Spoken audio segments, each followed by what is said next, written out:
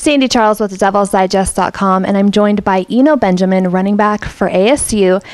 Okay, Eno, you have a couple of practices under your belt. How have they been going so far? So far, so good. I think the main point right now, they're trying to get me some limited touches just to see some other guys, as well as keep my body fresh. So when we get closer to the season, I think that's when I'll start to see a lot more. Last season, you backed up two seniors in Kalen Balaj and Demario Richard, and that impacted your playing time, of course, naturally, but you also were able to learn. What were you able to take from them? How did they help your development?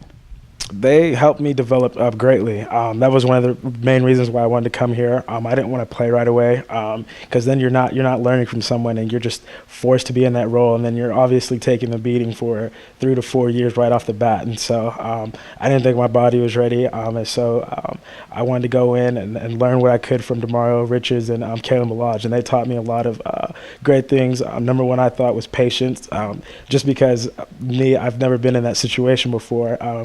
Sitting behind someone, so having to learn that, I think that took me a great ways. Now I'm having it pay off greatly for me.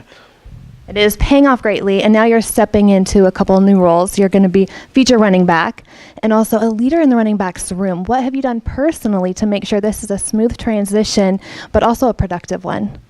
It didn't hit me that I was like, now Coach Simon, he refers to me as a vet, and then I'm thinking to myself, like, I've only been here 1 year, but then I'm literally one of the oldest guys in the room already. So it's a big step, and I think I'm able to take that step, and I'm that guy that's going to be able to teach the young guys, especially Brock, AJ, those guys who were freshmen. And so I was just in their shoes last year, and so I've been giving them advice. This is just making sure you take everything with a grain of salt, and making sure that being detailed is one thing that we preach daily. Alignment and assignment is what you got to know, and I try to help them from time to time on that.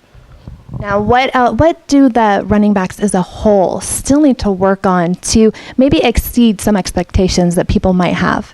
I would say being detailed.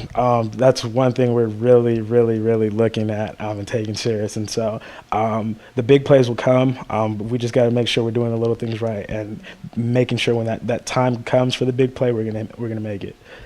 Now, ASU's passing game is entering this season as one of the strongest units in Pac-12 Conference.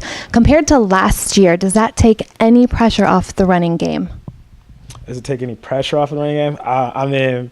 I guess you can say that. I'm just looking at what Nikhil and Kyle Williams have been able to do, and then we also had Jalen Harvey last year, and so now he's on the defensive side of things, and I feel like we have a guy that's ready to step up and replace that. And like you said, it's able to take a great deal of pressure off from the running backs. But then I think, again, we're going to be using the running backs in the passing game a lot, so I think that it will all work and benefit from each other on that. Awesome. Thank you so much. For Eno Benjamin, I'm Sandy Charles. Keep it locked in to DevilsDigest.com.